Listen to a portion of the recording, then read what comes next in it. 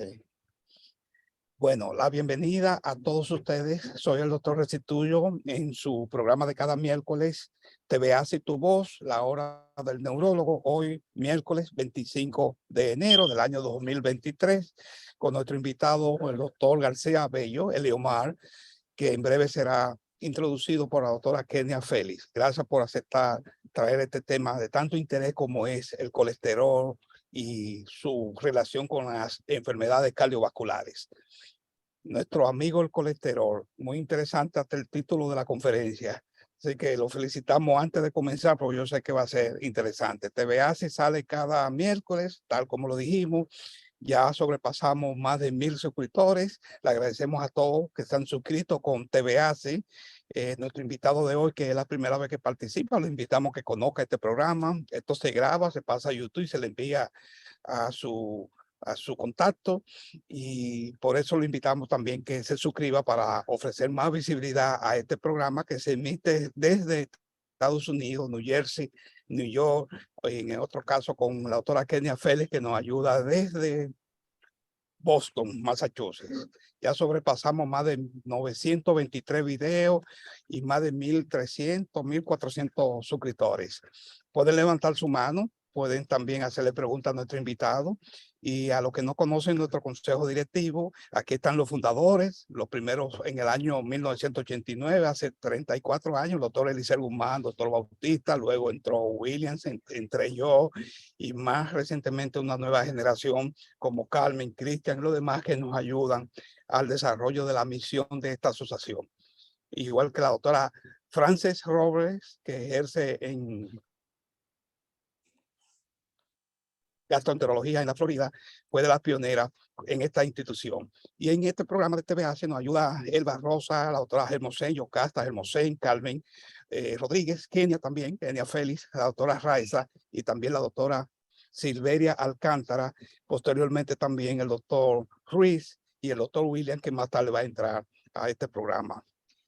Pueden ser miembros de esta institución profesionales de la salud, médicos, enfermeras, odontólogos, psicólogos, laboratoristas, y déjenme decirles que hasta veterinarios pueden convertirse en miembros. Precisamente este fin de semana, el sábado, tenemos una conferencia con una doctora en veterinaria sobre rabia, que va a hablar de zoonosis, que están invitados a conocer un poquito más de la situación de la rabia en la República Dominicana.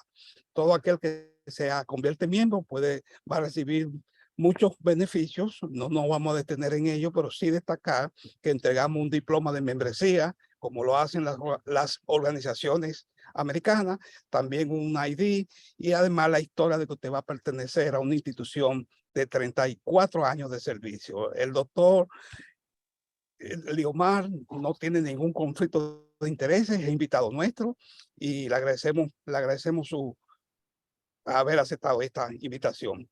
Para los que ingresan por primera vez a Estados Unidos o tienen planes de venir y no saben cómo ubicarse en el área de empleo, tenemos un programa que ofrece entrenamiento corto de asistencia de asistente médico, asistente dental, asistente de terapia física, y pueden conocer más llamándonos a nosotros para más detalles. Quiero ya detenerme aquí diciéndole que seguimos trabajando con nuestro 7º Congreso Médico Anual en Boston para marzo 25 y 26. Aquí está parte del Consejo Directivo. Kenia también es parte importante de ese componente, y le invitamos a que conozcan más y puedan integrarse. Doy paso a la doctora Kenia Félix para introducir nuestro invitado en el día de hoy. Kenia. Sí, muy buenas noches, doctor. Muy buenas noches a todos. Bienvenido nuevamente, doctor Eliomar García Bello. Es un verdadero placer para mí poder presentar en este programa a una estrella como usted. Quiero decirle a todos que el doctor también fue mi compañero de residencia médica, de medicina interna en el Hospital Central, y eso me permite hablar. Usted fue jefe de él. Siempre, No, siempre, jefa. Siempre fue la jefa fue jefe de la residencia. él fue jefe mío. Yo me paro en atención cuando mencionan el nombre de la doctora Kenia. No, que va. Así, adelante. De verdad, sí, es un excelente médico, excelente profesional. me complace mucho poder presentarle hoy.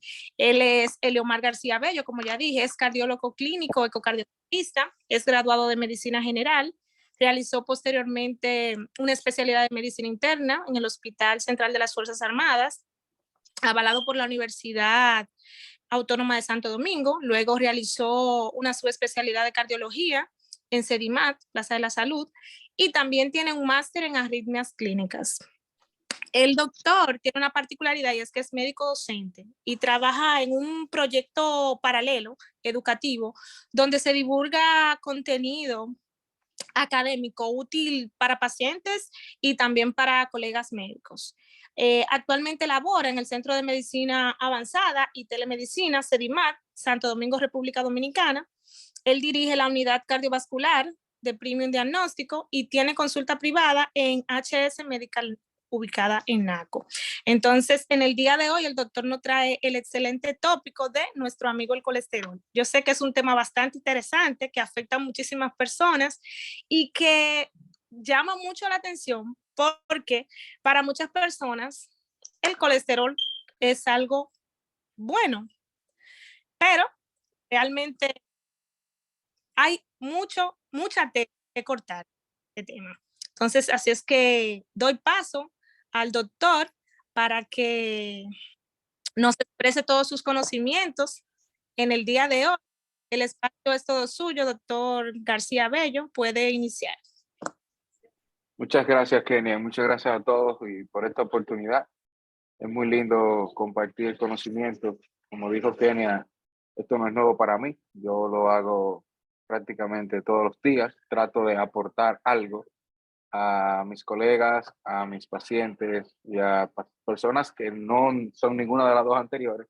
Yo entiendo que el problema cardiovascular a nivel mundial, porque soy cardiólogo, a mí me duele de cerca. Tengo familiares, todos tenemos familiares afectados por esta condición y cualquier aporte es válido. Kenia me pidió que habláramos del colesterol. A mí me parece un buen tema, pero no para enfocarlo como usualmente lo enfocamos. El colesterol, yo le he puesto esta charla que es nuestro amigo, es muy polifacético y en ocasiones puede ser un problema. Realmente esa es la visión que me gustaría construir sobre el colesterol, sobre la palabra colesterol, la partícula del colesterol, porque si en el público hay no médicos, cuando escuchan la palabra colesterol, le viene a la cabeza esto: un infarto, un problema cardiovascular X, pero siempre severo, satánico, algo malo. Si usted es colega, usted es médico y le menciona la palabra colesterol, entonces lo que viene a su cabeza es este proceso que luego explicaré no tan profundamente, pero llamado aterosclerosis. Básicamente un depósito graso en el interior de nuestras arterias. Para poder transmitirle mi perspectiva y lo que he estudiado alrededor del colesterol, tenemos que empezar de lo más básico. Realmente, esta es la unidad más pequeña que funciona por sí sola. Es una célula animal. Y eso es un primer punto. Las células animales, todas, en su funcionamiento, integran al colesterol. El mundo animal en el cual está el Homo sapiens, o sea, ustedes y nosotros, tenemos colesterol como una necesidad fundamental a nivel más microscópico que es nuestra célula. Vamos a simplificar ese esquema. Todo lo que está en azul oscuro son organitos pequeños dentro de estas unidades llamadas células. Y esa separación del medio externo, que en nosotros es hídrica, o sea, relacionada al agua, la célula necesita aislarse de ese medio, necesita crear un cerco y trabajar al interior, obviamente con comunicación con el exterior. Eso se logra a través de la estructura que considero más importante de la célula, que es la membrana celular. La membrana celular, aquí están un gráfico, dos gráficos un poco más complejas, no es como las paredes de sus apartamentos y de sus casas, que son estáticas. Las membranas celulares están en constante movimiento y en constante renovación. Eso se le llama un mosaico móvil. Todas esas estructuras están flotando más o menos adheridas a esa doble capa que ven en la imagen de abajo. Los puntitos azules son grasa, un tipo de grasa, y en el centro podemos ver partículas disueltas de colesterol. El colesterol puede, dependiendo de la célula que analicemos, ser hasta el 25% e incluso el 50% del total de los componentes de la célula, de la membrana celular. Así de importante es esa partícula. O sea, es algo tan importante como el oxígeno en la vida animal. Es fundamental, lo necesitamos. Entonces, no deberíamos inmediatamente nos mencionen esa palabra y no a esas imágenes que le puse al inicio. Ese colesterol tiene múltiples funciones, no es única. Cuando algo en el cuerpo tiene múltiples funciones, es radicalmente importante, porque alrededor de él están muchos procesos. En este caso, si se fijan, tiene una función estructural, que es la que acabo de comentar. Estructural quiere decir que ayuda en el diseño, en la forma, en el sostén de algo, forma parte de algo material. En el caso del metabolismo, forma parte integral de mecanismos de comunicación proteica que nosotros llamamos hormonas. Las hormonas, sobre todo las hormonas esteroideas, tienen en su composición colesterol. Ahí está el cortisol, ahí está la dihidrotestosterona, la testosterona, el estrógeno, todas esas hormonas sexuales tienen como componente el colesterol. También tenemos eso es un proceso químico. Entonces tenemos un proceso físico, un proceso químico y un proceso mucho más molecular donde el colesterol funciona como un ente de comunicación entre las células, activando o desactivando procesos, entre ellos el crecimiento y proliferación de algunas células. Aquí está un poquito más todavía mucho más amplia la función. Podemos incluir, me importa a la doctora Félix, su tema gastrointestinal, que es la síntesis de bilis, los ácidos biliares que tienen en su composición colesterol. Dentro de esas hormonas, el colesterol es precursor, además de la que ya mencioné, de una muy importante, que es la aldosterona, que impacta directamente al aparato cardiovascular, porque es una hormona que le dice a la arteria que tiene que fortalecerse, que tiene que remodelarse ante determinadas funciones, como puede ser hipertensión arterial, entre otras. Y un tema, dos funciones muy importantes que no puedo dejar de mencionar, es que es un precursor de la vitamina D, una vitamina ultra importante en la salud global, la salud ósea y sobre todo la salud cardiovascular. Y por último, no menos importante, escuché por ahí que una sección de este programa se denomina neurológico. O sea, que tocan el temas neurológicos. Y la mielina, que es un aislante de los nervios que favorece la conducción rápida en estos. En otras palabras, algo fundamental en que nuestro sistema nervioso funcione tal cual está también compuesto por colesterol. Entonces, hasta este punto, usted debe abrazar el colesterol como parte integral de cada una de sus células, porque así es. Pero ¿de dónde viene el colesterol? Lo que está dentro de nuestro cuerpo, de la piel hacia adentro, tiene dos posibles orígenes.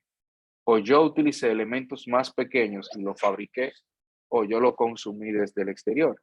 En este caso, si yo consumo un alimento de origen animal, como el colesterol está en los animales, voy a estar consumiendo, una vez que todo eso se degrade, colesterol. Pero yo, como parte del mundo del reino animal, también voy a tener una producción de colesterol. Ese colesterol se produce a nivel hepático y se metaboliza en el mismo órgano. Hay una comunicación, una serie de señales y de procesos que compensan lo que me estoy comiendo y lo que voy a producir. Si genéticamente, por poner un ejemplo, mi marco de colesterol es 200 miligramos por decilitro, por poner un ejemplo, y yo consumo constantemente alrededor de 50 miligramos y eso llega al hígado, bueno, pues el hígado ya se ve en la necesidad de bajar la producción porque yo estoy comiendo. Pero si eso baja, ingesta baja, pues el hígado vuelve y retoma su función, que ese marco está señalizado por nuestros genes. Y eso es un punto muy importante, porque las enfermedades realmente catastróficas vinculadas directamente al colesterol son aquellas que tienen una etiología genética, donde el hígado está desbordado en su producción mucho más allá de lo que realmente el cuerpo está necesitando. Eso se llaman dislipidemias primarias y tienen un componente, como ya dije, hereditario y genético. Lamentablemente son muy frecuentes, estadísticamente puede ser hasta 1 de cada 300 personas tiene una variante. No estoy diciendo que sea siempre la más severa, que 1 de cada 300 personas tenga un trastorno severo de colesterol, pero 1 de cada 300 personas tiene un desorden en este eje que yo le estoy explicando. Una vez que ese colesterol vamos a decir, se absorbe, para seguir la cadena lógica, se absorbe de forma en el intestino, va en unas partículas muy grandes que les voy a mostrar luego, pasa al hígado, el hígado hace un proceso de transformación y vamos a decir que de empaquetado y desempaquetado, y luego eso pasa a la sangre para ir a esos distintos lugares, que es cada una de las células, a llevar un poquito del colesterol necesario. Pero eso va en el torrente sanguíneo y en el torrente sanguíneo a través de los conductos arteriales que son los más susceptibles a que este colesterol, como dije al inicio, eventualmente pueda producir un problema. Este es un zoom, vamos agrandado de forma quizá miles de millones de veces el tamaño de una partícula de colesterol. En este caso, una partícula de LDL. ¿Qué es eso, doctor? Eso de HDL, LDL y LDL, VLDL, TD, si son pacientes, si no son médicos, conocen esto como colesterol bueno y malo. Háblame de eso, el bueno y el malo, cuál es el que me hace daño. Al que le han puesto ese apodo de LDL, del malo es al LDL y al bueno es al HDL.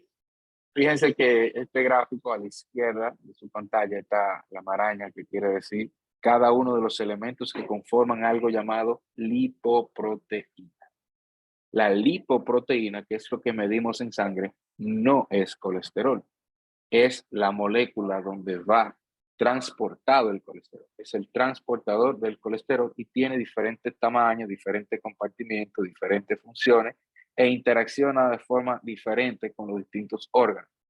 La hemos clasificado según su tamaño y su densidad en HDL, las que son de alta densidad, LDL, la de baja densidad, y así sucesivamente según su tamaño hasta llegar a los kilomicrones, que son partículas muy grandotas, ricas en triglicéridos más que en colesterol, y es así como vienen desde el intestino antes de pasar al proceso de transformación hepática.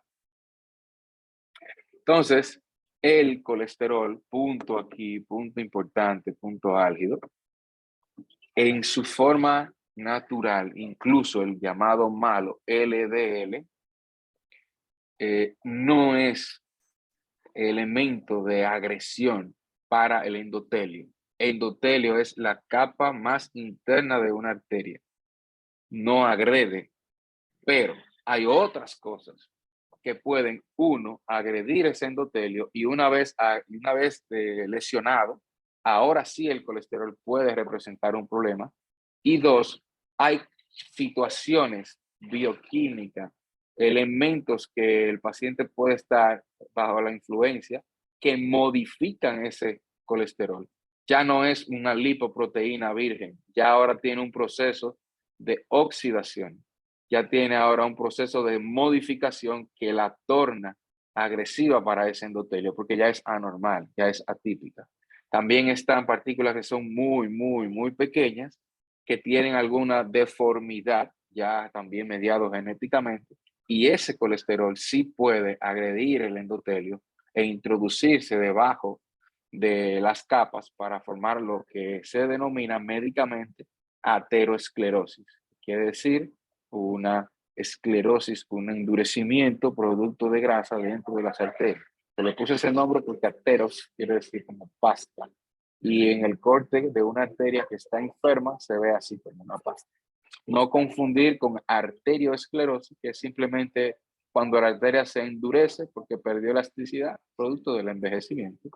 Esa es una definición simple, pero una definición más compleja. Tenemos años tenemos tratando de pulir esa definición y dar en el clavo. Desde 1950 estamos analizando el corte histológico, qué es lo que pasa cuando esas arterias se tapan. Y en la etapa moderna hemos descubierto todo esto que ustedes ven en números, en código, en señalización, todo eso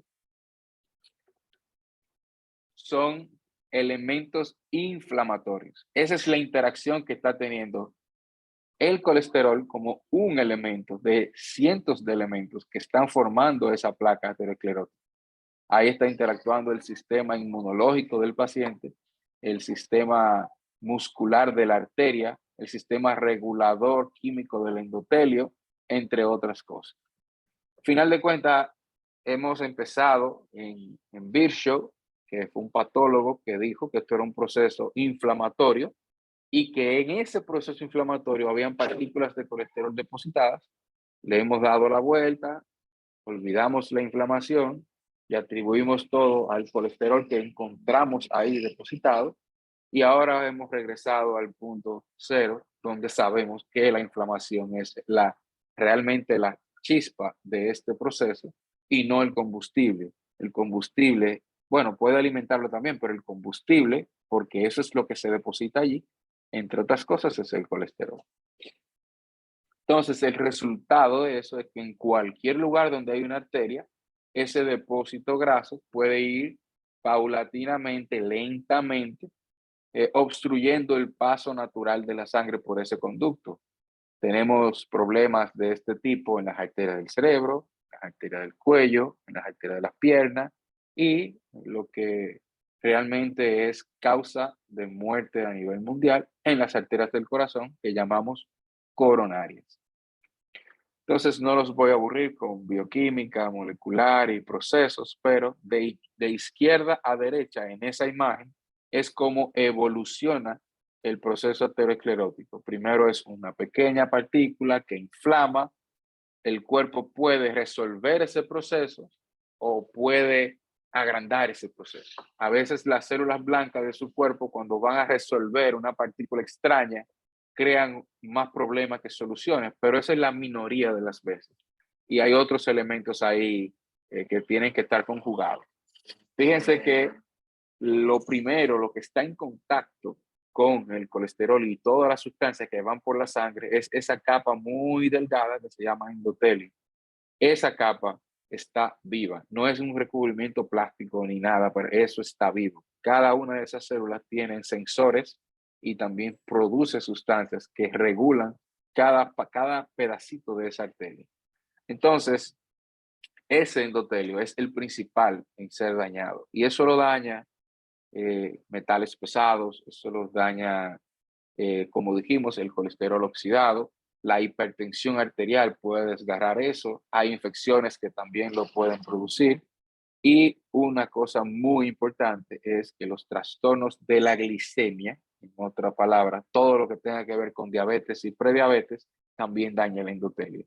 Y es por eso que todos los pacientes diabéticos deben considerarse con algún tipo de grado de enfermedad cardiovascular, porque la diabetes en sí inflama el endotelio y le da paso a todo este proceso. Entonces, sabemos que no es el único elemento. Lo he dicho 35 veces y lo voy a repetir 100 más. El colesterol no es el único elemento. Los pacientes fumadores también agreden el endotelio. Con la edad se pierde la capacidad de regeneración del endotelio. En la herencia está esa información que me pasaron mis padres, que produzca más o menos colesterol de buena o de mala calidad. Y lo que yo hago con mi ambiente, que se llama epigenética, activo o desactivo esos genes, pero también trastorno mi metabolismo con alimentos procesados, etcétera, etcétera, subiendo la insulina, aumentando la glicemia y propiciando la diabetes. Entonces esto es multifactorial. No podemos dar una solución y no tenemos un culpable. Les voy a explicar por qué la percepción ahora gira alrededor del colesterol en un momento. Entonces, dependiendo qué arteria esté enferma, el paciente puede tener síntomas. Los síntomas neurológicos son diferentes a los síntomas de la pierna. Puede ser dolor en estos lugares, dolor en la pierna cuando camino, dolor en el pecho cuando subo una escalera, fatiga, cansancio, debilidad, pero pueden ser cosas muy sutiles como pérdida de la memoria, me están confundiendo las personas, signos de demencias o evidencia de microinfartos a nivel cerebral también puede ser una evidencia de que está pasando este proceso. Tenemos muchísimas formas de detectarlo, algunas son más o menos invasivas, la más rápida, precisa, aunque implica radiación y contraste, son las tomografías, porque te deja ver anatómicamente mucha información del vaso sanguíneo, si hay o no obstrucción, qué grado de obstrucción tiene, y los tomógrafos más modernos incluso pueden decirte en qué fase está ese proceso. Mira, esa es una placa de colesterol calcificada y esta está ulcerada, esta es blanda, aquella es dura, y cada uno de esos elementos su cardiólogo lo interpreta como un paciente de menos riesgo o de mucho riesgo. También tenemos resonancia de vasos sanguíneos, tiene más utilidad cuando habla de vasos grandes, no en el corazón, vasos grandes, periféricos, cuello, cerebro, miembros inferiores, pero no corazón. Y un estudio que no implica radiación, que es de fácil uso y nos da una grandísima información, sobre todo en el estadio de prevención, lo que queremos, evitar este proceso, que es la sonografía, los Doppler. Barato, como dije, no hace ningún daño al paciente. Y además de que puedo detectar, sí, placas ya viejitas con calcio que estén obstruyendo, en pacientes que están empezando su vida, 20, 30 años, pacientes incluso más jóvenes, que ya por herencia tienen ese colesterol disparado, pacientes diabéticos, podemos medir el grosor de la capa más interna mucho antes de que haya ya una placa. Y en base a eso ya podemos decir, mira, sí, el colesterol no empezó este proceso, pero lo va a alimentar. Entonces, la estrategia farmacológica que tenemos hasta el momento reduce el combustible. Y eso es una estrategia válida que te ganas 30, 40 años tomando en cuenta que esta enfermedad a nuestros abuelos y a nuestros padres le aparecía a los 65, 70 años. Ya con nuestra mala vida, eso ha cambiado y lo hemos atraído más atrás. Ya empieza a aparecer a los 50, todo el mundo conoce un paciente de 35 que le dio un infarto y así por el estilo. Pero eso, la genética es la misma. Lo que ha cambiado es el ambiente, nuestra forma de alimentarnos. Ya estos son imágenes mucho más técnicas para pacientes, para doctores que hacen intervenciones directamente en los vasos que están muy enfermos. Eso es una sonografía directamente en una arteria coronaria. Ahí yo puedo saber qué pedazo de esa arteria tiene placa fresca, tiene trombo, tiene calcio, etcétera, etcétera. Entonces, ¿qué vamos a hacer con todo esto? El tratamiento, si la causa es multifactorial, entonces el tratamiento no puede ser único, porque nada es tan bueno que va a tratar 5 cosas al mismo tiempo. Y si lo hace, va a ser caro. Y si no es caro, entonces va a tener efectos secundarios. No hay nada perfecto. Entonces, el pilar alrededor del cual gira el tratamiento que para la dislipidemia hipolipemiante son las estatinas. Son las más viejas, son moléculas que han pasado desde un análisis de partículas en la naturaleza, se han utilizado, y esas partículas que vienen de la naturaleza químicamente en laboratorio se han modificado para hacerlas mucho más potentes. Las estatinas trabajan en el órgano que yo les dije que es el productor del colesterol, que es el hígado. Ahí bloquean la formación de esas lipoproteínas que transportan el colesterol. Hay otras, no es solo la estatina, el único medicamento que tenemos disponible. Hay algunos que bloquean la absorción a nivel intestinal, otros son mucho más potentes, bloqueando la producción a nivel hepático. En fin, su médico tiene múltiples estrategias y esta caricatura en su momento parecía ser el futuro, donde al lado de una maquinita de snacks tenemos una maquinita de estatinas. Y se dijo en su momento que el agua, así como se le echa flúor y otras sustancias, cuando se hace potable, también se le echa estatina. Eso es una exageración, porque el tema no está en quitar el combustible, en secar el mojadero, está en tapar la gotera y evitar el fuego. Entonces, mientras tanto, nosotros primero, como pacientes responsables, asumimos nuestro papel en esto y cambiamos nuestro estilo de vida. Segundo, a nivel científico, detectamos los puntos clave para frenar o evitar que inicie el proceso o incluso revertirlo. Entonces, básicamente es muy sencillo de decir y difícil de hacer. Recientemente la AHA nos dio estos 8 pasos esenciales para mejorar la salud. Y si se fijan, a todos nos lo han dicho 500 veces. Si lo hemos hecho o no lo hemos hecho, cada quien sabe esa respuesta. Y ahí está, como número 1, la alimentación, como número 2, la actividad física. Número 3, el control de la glicemia. 4, el control del peso, el control de la presión arterial, el cigarrillo.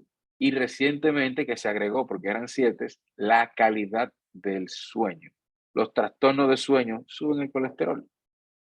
Entonces, es tan importante mejorar la calidad y duración del sueño como bajar el colesterol con una medicina en cada paciente. Cada paciente es único. Y lo que su médico utiliza para decirle, tome esta medicina, no es un valor que dice el laboratorio. Es un combo que implica, mira, este paciente tiene colesterol ligeramente alto, pero ya le dio un infarto.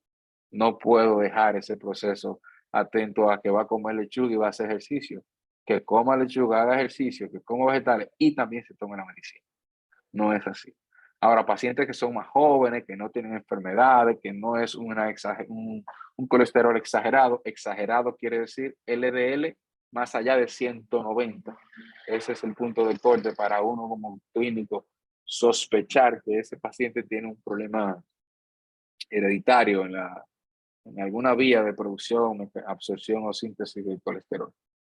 Entonces, la alimentación es un desastre hoy en día. La alimentación con la que el ser humano ha evolucionado es ancestral, donde nada más habían vegetales, algunas raíces, algunos frutos y carnes, y así tuvimos 200.000 años comiendo eso.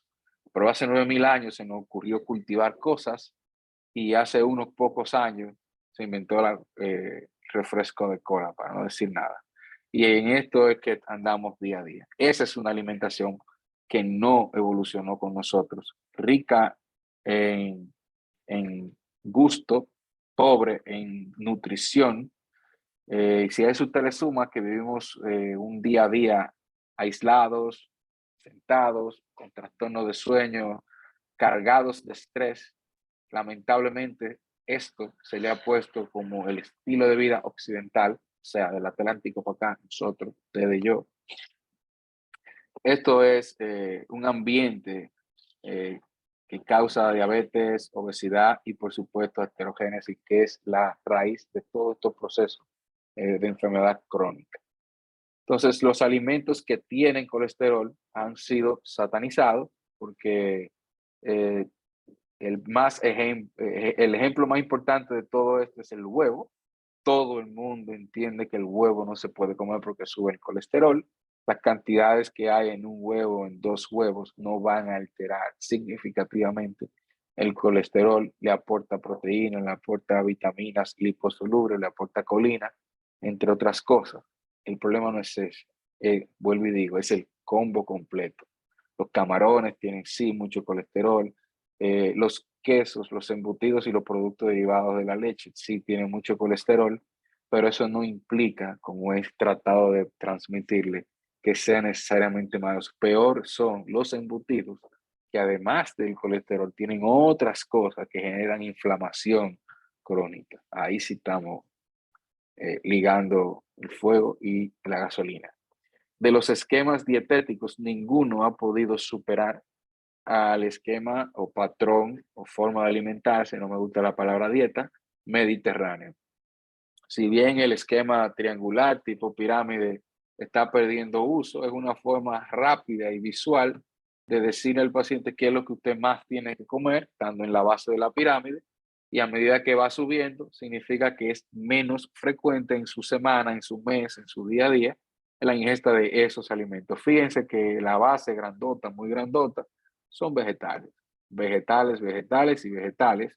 Algunas frutas, algunos cereales, algunos víveres, pero muchas verduras, frutas ocasionales. Ahí está metido el aceite de oliva, ahí está metido el aguacate, debería estar metido el coco, pero en el Mediterráneo no hay coco. Nosotros como caribeños sí. Entonces, más arriba, como proteína, la ingesta del mar, eso tiene sus bemoles, pero estamos hablando de colesterol, no hay problema ahí. En menor proporción, las aves de corral, lo derivado de la leche, entre más curado el queso mejor. Y por último, las carnes rojas y otros animales similares. Entonces, dentro de la enfermedad cardiovascular, para terminar, las lipoproteínas que mide su doctor en sangre son un elemento importante, sí, pero no son los únicos. De hecho, ese colesterol se comporta diferente en función de los demás. Podemos trabajar los demás y mirar el colesterol.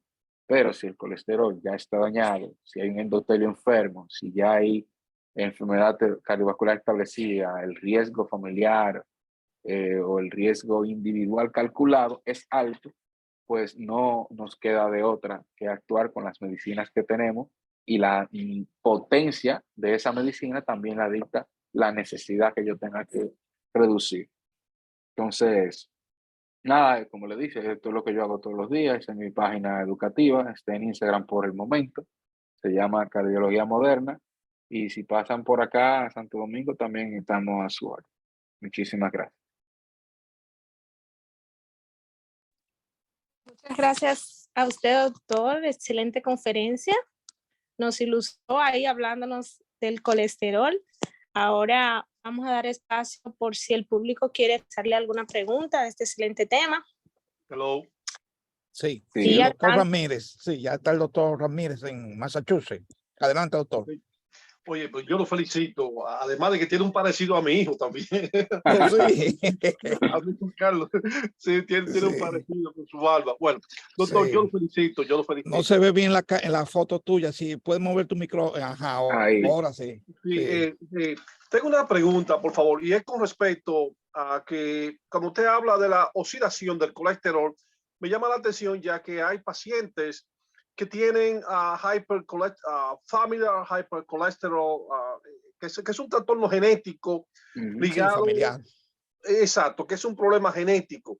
Ahora bien, recientemente tuve que ir a dar el pésame a un colega donde su muchacho falleció después de venir de hacer ejercicio, etcétera. Bueno, la pregunta mía es la siguiente. Cuando usted ve a un paciente con niveles de colesterol elevado, ¿qué le llama a usted la atención? ¿El colesterol total o triglicérido más colesterol? Entonces, basándonos en esta estrategia,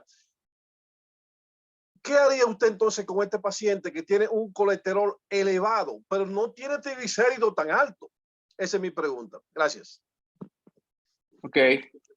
El triglicérido es otro tipo de grasa, tiene otro mecanismo, y aunque en los kilomicrones, que fue ese gran paquete que yo mostré, que es por cómo se absorben las grasas del intestino, ahí está mezclado, hay colesterol, hay mucho triglicérido. Pero el triglicérido que finalmente termina en la sangre arterial depende mucho de lo que usted esté comiendo. Hay trastornos dislipidémicos mixtos, donde hay un problema en la absorción o en la síntesis de ambos compuestos, triglicéridos en exceso, colesterol LDL en exceso, HDL bajo, que es un HDL que no conversamos mucho, pero es un HDL con efectos protectores. Entonces, la sumatoria de esto, en inicio no se ha podido demostrar que bajar triglicéridos es tan bueno, pero esos estudios no toman en cuenta algunos elementos regionales, como nosotros, los que estamos aquí hoy, que somos latinos. Los latinos tenemos una mezcolanza genética y una empatía cultural por comer cosas muy grasosas y muy ricas en carbohidratos fácil. Entonces, decir que un paciente tiene que utilizar un chin alto, no le prestamos atención, es un poco simplista cuando ese paciente ha tenido eso así desde que nació, porque eso es lo que ha estado comiendo mal. Entonces hay que prestar atención a ambos elementos. Lo que dicta lo que usted va a hacer con el paciente no es el número. Puede ser el número si es excesivamente alto. Pero lo que dicta que lo que usted va a hacer con el paciente es el riesgo de ese individuo. Primer elemento para calcular el riesgo. Ya usted le dio un infarto, o tiene un problema renal, o es diabético. Si la respuesta es que sí, entonces tenemos que entrarle con todo lo power a todo. Ayudar a subir el HDL, bajar el LDL y bajar los triglicéridos. Controlar la glicemia y todos los elementos. Si la respuesta es que no, usted todavía no se ha enfermado severamente, pero usted tiene predisposición porque tiene síndrome metabólico, un familiar de primer grado que se enfermó, y el colesterol, como decimos aquí en República Dominicana, un chin alto. Entonces a ese paciente también se le presta atención, pero de una forma más prudente, estatina de moderada intensidad o baja intensidad, según lo que uno calcule. A la par que a ese paciente, uno le hace varios estudios de lo que mencioné, podemos hacerle un rastreo vascular. Si ya en el rastreo vascular yo veo problemas de depósito, ya ese paciente me pasa a alto riesgo. Segundo, si yo tengo necesidad de profundizar porque el paciente además se quejó de alguna molestia, pues puedo hacer angiotomografía, pruebas de esfuerzo. El caso dicta que, y con todo en la mesa, usted le dice al paciente, incluso puede decirle, tú no necesitas medicina, tú tienes que ordenar tu vida. Duerme bien, bebe agua, hace ejercicio, come muchos vegetales, de estos alimentos come este, aquel o el otro. Entonces, el último escenario, lo dejé ahí a propósito, es, usted mencionó hipercolesterolemia familiar. Esos son pacientes que son aparte, porque genéticamente su marco, ese set que yo les decía al principio, su hígado, no importa lo que usted coma, apenas el 10% de lo que ese paciente va a tener en sangre depende de lo que está comiendo. El resto lo está produciendo el hígado. Entonces ya hay un exceso cuantitativo, numérico, medible, y cualitativo en la calidad de esas moléculas. No son nobles, tienen ya algún desperfecto que las convierte en agresoras del endotelio. Entonces, esa condición de dislipidemia o hipercolesterolemia familiar se ve relativamente frecuente hasta en 1 de cada 300 pacientes. Entonces hay que estar como clínico muy atento a eso, porque bien te puede llegar un muchacho de 20 años que por curiosidad escuchó que papá, mamá, tío tienen colesterol y se la fue a medir, pero lo más frecuente no es eso. Lo más frecuente es que hay pacientes, por lo menos aquí en nuestra sociedad, en nuestro sistema de salud, que nunca se ha medido el colesterol, y ahí es que tuve muchachitos de 25, de 30 años que caen repentinamente muertos. Ojo, la principal causa de muerte súbita depende de la edad, depende de la población, puede ser relacionada a problemas de obstrucción coronaria o puede no tener nada que ver. Eso depende de lo que estemos analizando. Pero si lo juntamos todo, la mayoría de eventos graves son por enfermedad isquémica derivado de una aterosclerosis. Gracias. Kenia, hay alguien de licenciado César Medina, hizo una pregunta en el chat, si se la puede leer para todos y para el profesor. Yo la puedo leer. Sí, la puede leer. Dice, Sí, adelante, doctor. ok. La que veo, dice, disculpen mi ignorancia en el tema, no soy médico, ¿por qué mi colesterol está tan alto si yo soy normopeso y como saludable? Bueno, el tan alto habría que especificarlo. No solo comer mal y tener sobrepeso. Tener sobrepeso no te lleva a tener colesterol alto. Los elementos que te llevaron a tener sobrepeso son los que te llevan a tener colesterol alto. Hay trastornos tiroideos que elevan el colesterol, hay trastornos de sueño que elevan el colesterol, hay alimentos muy particulares que elevan el colesterol, y aunque esté en normopeso, puede que haya un tipo de grasa, no necesariamente grasa subcutánea, que usted se la pueda agarrar aquí, los laditos, sino intraabdominal, que se llama grasa visceral, y esa grasa visceral favorece la producción más intensa de algunos tipos de colesterol. ¿Alguien más? Pueden abrir su micrófono al que le interese hacer pregunta o duda o comentario. Doctor, quería preguntar a propósito de la pregunta que hizo el doctor Ramírez. Socioeconómicamente hablando, en la República Dominicana, los estudios de origen genético se hace con frecuencia, es muy costoso, o se está investigando en algunos hospitales, o se está haciendo. Mira, esa es una muy buena pregunta. Tenemos pocos lipidólogos, o sea, cardiólogos que se han inclinado a estudiar a fondo los trastornos de lípidos. La doctora Máxima Méndez está en mi círculo cercano. Ella está haciendo proyectos que considero pioneros, porque es la primera unidad de lípidos con abordaje familiar aquí en Dominicana. La tenemos aquí en Santo Domingo, ella es quien lo coordina, y en esa unidad tenemos genetistas, está ella como lipidóloga, hay endocrinólogos, nutricionistas, pediatras, cardiólogos, entre otros. Y dentro de las ofertas que tiene esa unidad está el panel genético. Ahora, el panel genético te puede dar mucha información, pero también te puede confundir, porque hay mutaciones, sobre todo, como dije ahorita, en nuestra nueva raza llamada latina, hispana. Con toda esta mezcla, no podemos dar por sentado que una mutación es culpable de algo. Hacen falta más estudios, pero siendo concreto en su pregunta, sí se hace, pero no es frecuente, No es y es muy costoso. Es muy costoso, sí. Eso se reservaría para pacientes que lo puedan pagar primero, y segundo, que tengan un comportamiento familiar claro. Tengo tres primos, un papá, tengo un tío que fue muerte súbita, y mi colesterol está alto, muy alto, un chin alto, pero yo quiero saber. Ahí tendría buen uso. Excelente. Creo que el doctor Bautista, gastroenterólogo, creo que quiere hacer un comentario o pregunta. Doctor Bautista, ¿es usted? Sí, estamos por aquí. Sí, adelante. Caramba, cada vez que interesante, ¿verdad? No, cada vez que yo veo un profesional como ese que habló, doctor García, ¿qué se llama? Sí, Eliomar. García Bello. No, tiene más de 5 estrellas conmigo. Gracias. Sí, se cerró, creo, Fiquito. Se cerró el micrófono. No sé si quería decir otra cosa más. Ya estoy aquí. Sí, ahora sí, Okay. Sí, un sencillo comentario que nos puede ilustrar a dónde nos está llevando la genética. Para enero del año pasado, de hace 2 años, el 21, hace dos años exactamente, en Harvard se hizo un estudio relacionando al tipo de bacteria que tenemos en el intestino y a los niveles de colesterol que tenemos en plasma.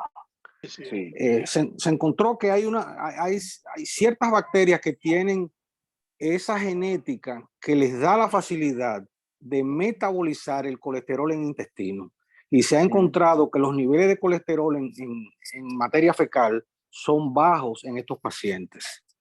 Entonces, así como se habla de que hay un eje ya bien descrito entre intestino y cerebro, los cuales se comunican por el NIE, como diría yo, que sería en otros términos en Villaconsuelo, pero se conectan a nivel neuronal, se conectan a nivel inmunológico y se conectan a nivel endocrinológico por estas vías. Y siendo el neural, sabemos que el vago comunica al cerebro con el intestino.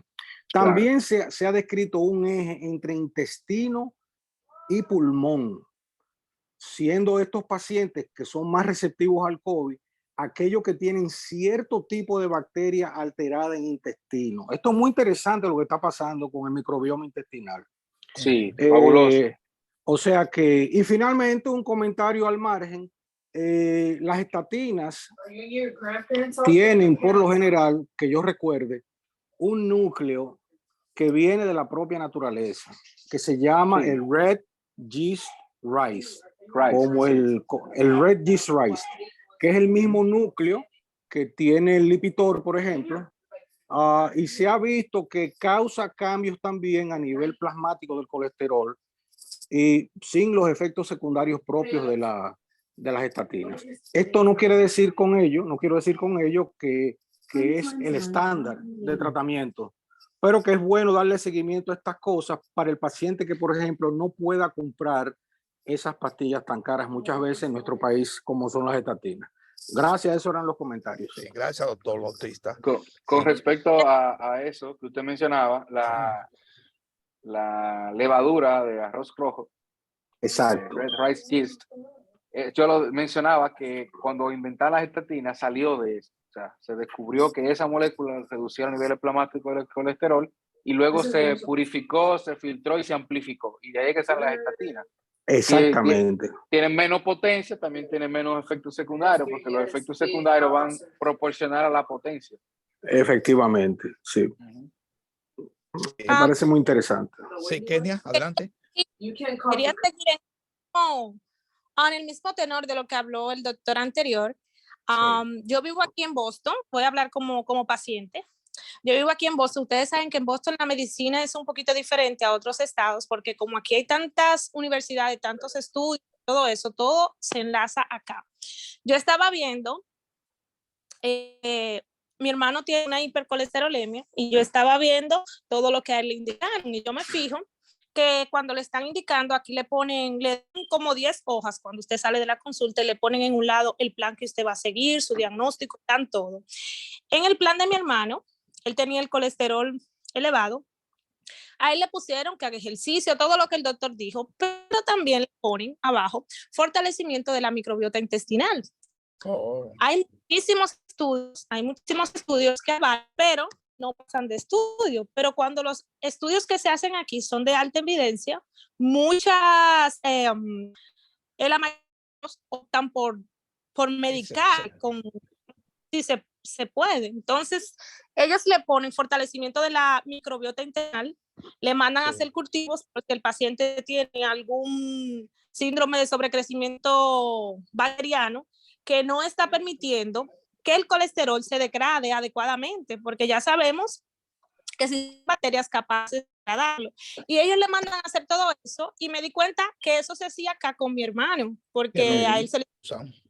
Después que le hicieron de todo, que lo vio el gastroenterólogo y todo, terminaron tratándolo con probióticos, ¿no verdad? Con probióticos farmacológicos y también con probióticos con la dieta. Sí, entonces, para decirte que no está tan lejos, como decía el doctor, que no solamente en estudios, que ya hay muchos médicos y como terapia, el fortalecimiento de la microbiota intestinal para disminuir el colesterol. Sí, excelente. Entonces, sí. Así gracias, es. doctor. Sí. Muy bien. ¿Alguien más? ¿Algún otro comentario? Pueden levantar su mano o abrir el micrófono directamente. Bueno, creo que estamos claros, ¿verdad? Muchas gracias, doctor, por su participación en el día de hoy. Un tema y ese enfoque que hizo, ¿verdad? Con el amigo. Muchos creían que era un amigo que usted tenía y el amigo del colesterol. Y entonces se puede interpretar que es interesante porque prácticamente no lo atacó mucho. Sí, Carlos. No. Doctor Ramírez. Sí. Ramírez, quería comentar algo. Adelante. Sí, por favor. Me agrada que la doctora Kenia haya intervenido como internista. Hay gente que, o sea, que yo siempre he dicho que los congresos y las conferencias médicas no es para uno